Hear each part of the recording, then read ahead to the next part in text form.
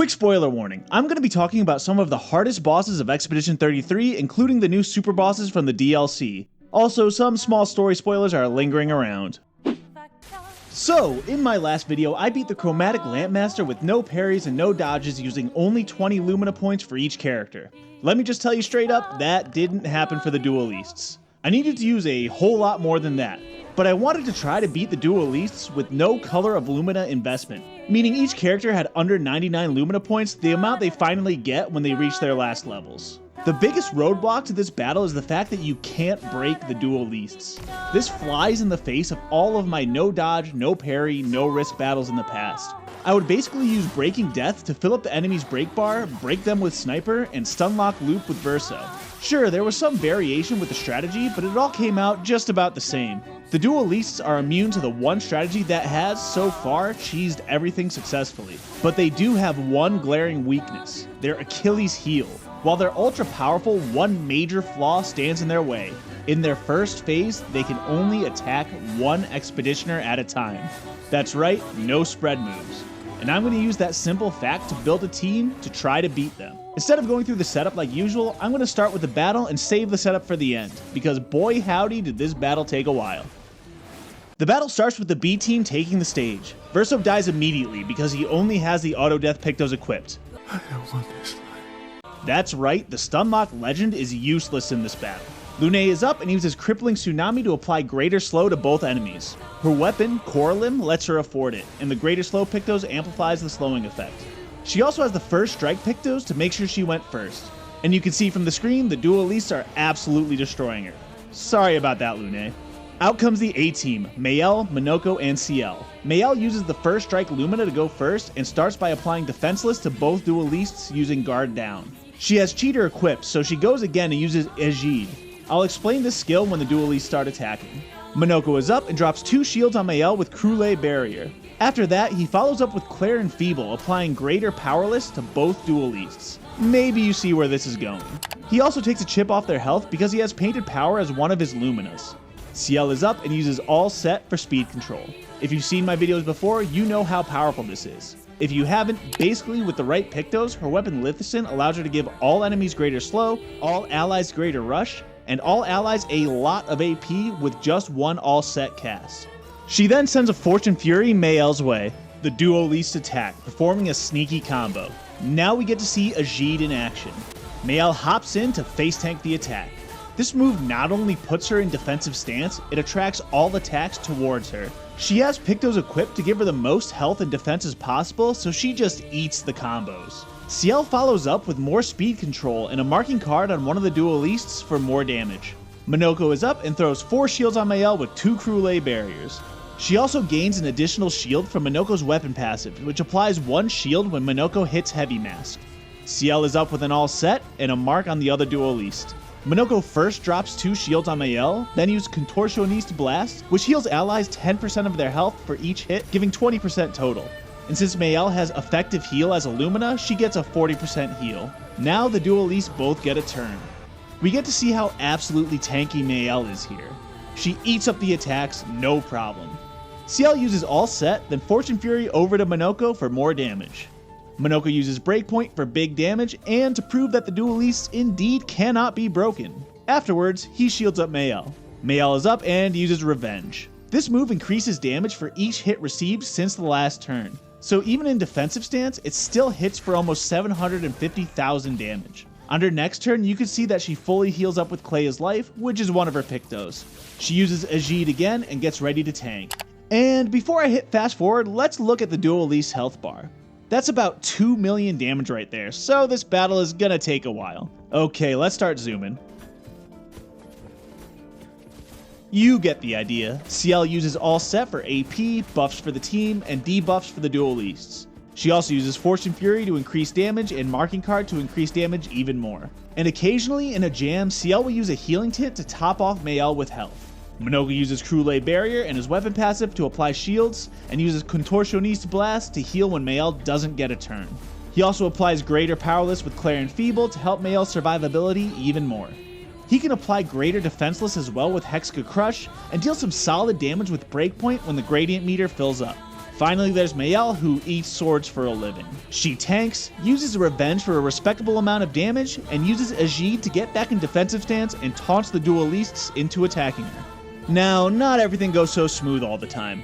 For example, about 50 minutes into the battle here, Mayel gets slain.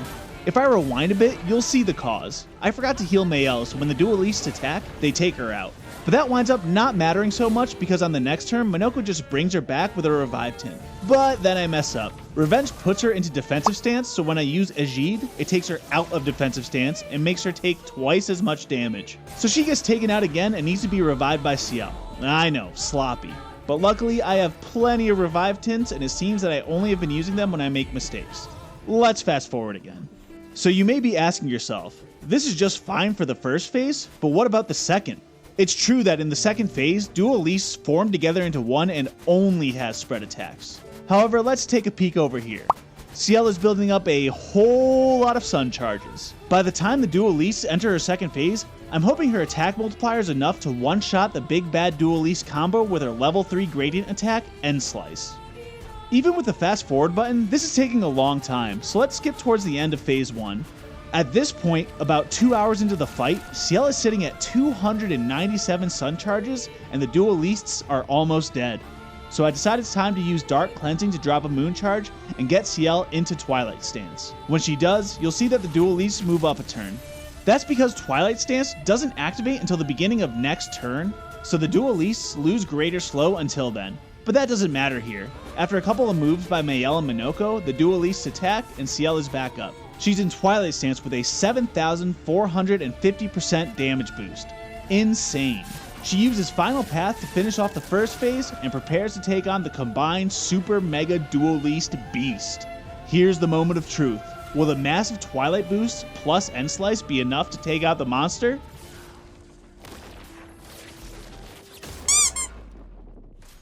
Nope. Not even close. I'll be honest, I didn't think I was gonna kill him here the first time, but I definitely expected more than 11.6 million damage. I didn't realize how much health the Dualliste had. I bust out the mspaint math to see just how far I was. First, I'm going to copy the Dualliste health bar over to paint. After that, I measure the total health bar, which is about 524 pixels. Then, I measure the amount of damage I just did, giving me a measly 39 pixels. I divide 524 by 39 to get about 13.4. This means I have to do 13.4 times more damage. Since the sun charge buff is linear, I multiply the 298 sun charges I had with the 13.4 multiplier to get 4,000. That's right, I need the power of 4,000 suns to kill the Dualliste. Way more than I was expecting. This battle itself took over 2 hours. Multiplying that by 13.4 gives me 26.8 hours. Yeah, the battle to successfully beat the Dualliste would be well over a day long. And that's that.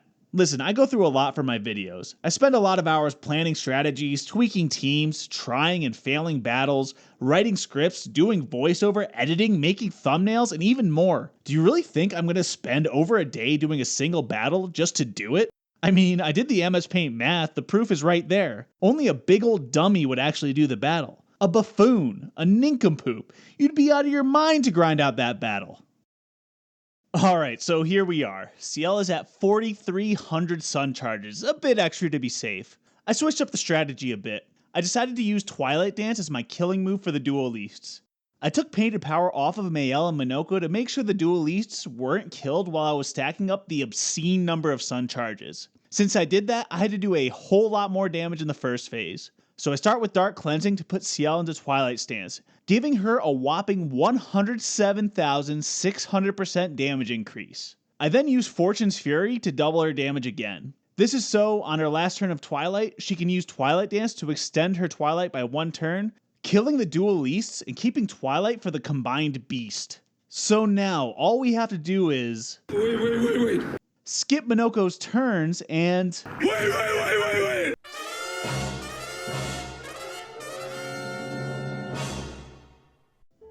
Yeah, after what was like 30 hours of gameplay spent on a single battle, I screwed up. I forgot that Twilight Dance needed 9 AP. There was rarely ever any AP trouble in the entire battle, so it slipped my mind. Just like that, I failed. I was still able to get to the second phase using free aim shots, dealing 35 million damage on my first shot.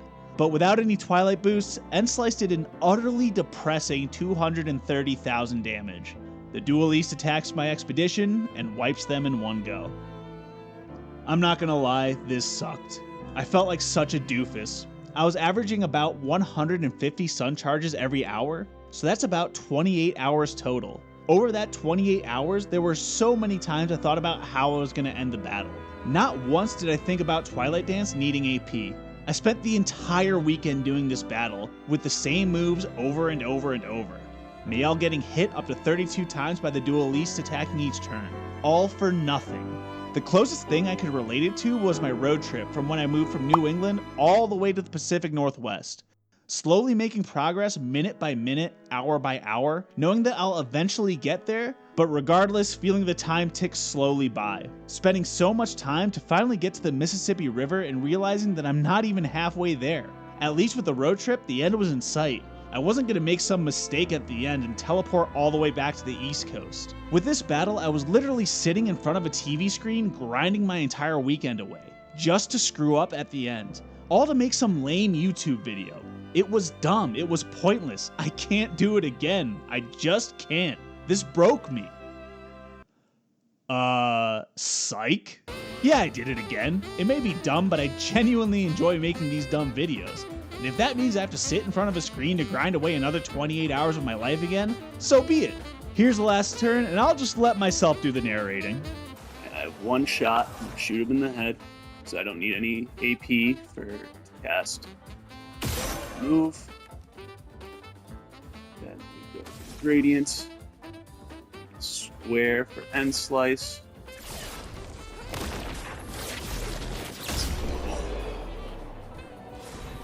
Oh, it worked! Oh my god. Oh my goodness.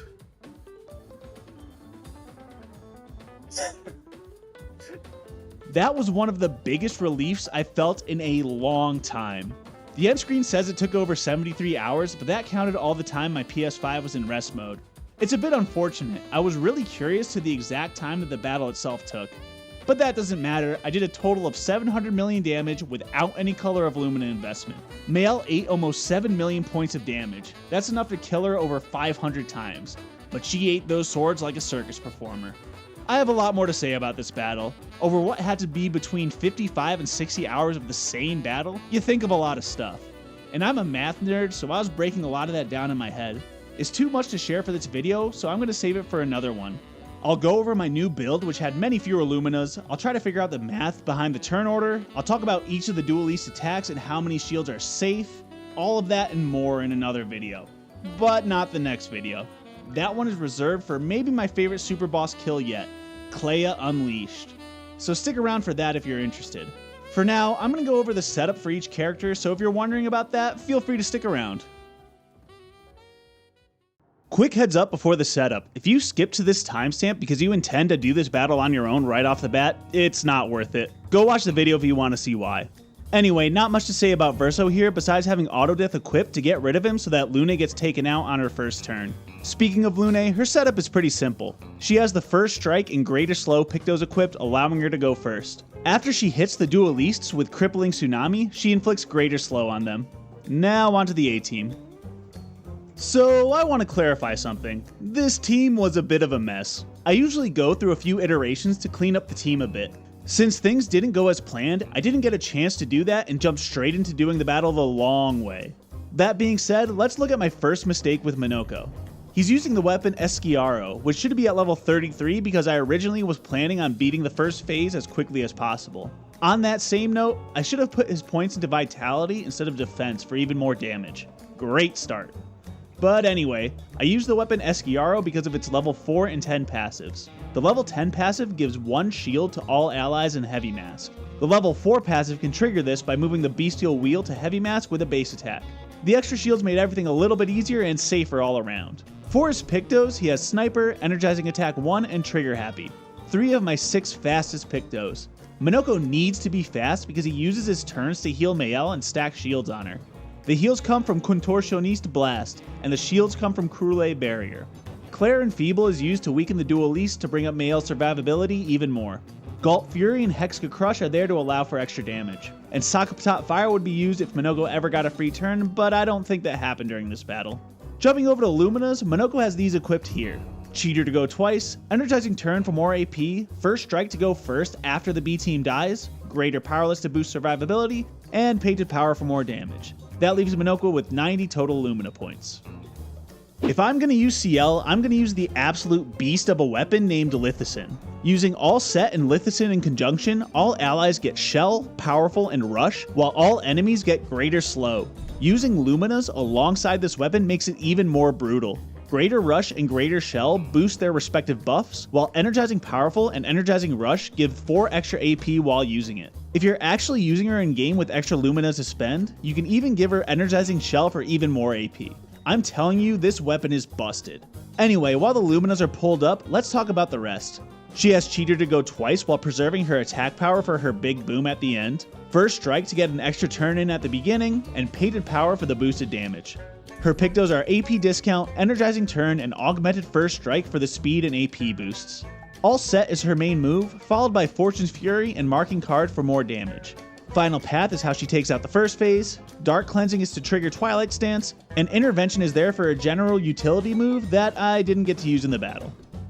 Let's finally talk about the MVP, Mael the Tank. Starting off, she's using the weapon Duinum for its level 4 passive. In defensive stance, gaining AP also gives 1 AP to allies. Since Mael spends basically the whole battle in defensive stance, she's bound to help out the rest of the team with some AP. The Pictos are where the tankiness comes from. Clea's life not only heals her for the full amount each time she gets turns, it gives her almost 6,000 health. Solo Fighter gives her 3,300 more health with almost 2,000 defense. Finally, First Life gives her about 4,700 more defense. I also dumped points into Agility, Vitality, and Defense, leaving her with a total of 12,717 health and 7,441 defense. Talk about an immovable object, am I right? Hopping over to Lumina's, you get another look at my sloppiness. I have both Cheater and Faster Than Strong equipped.